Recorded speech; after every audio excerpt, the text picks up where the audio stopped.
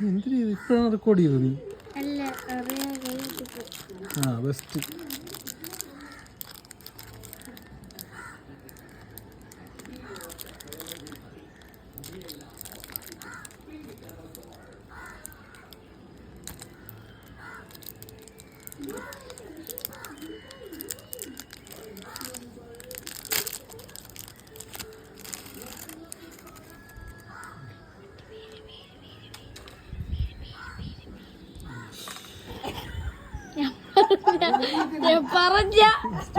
ഞാൻ പറഞ്ഞ അത് കടിച്ച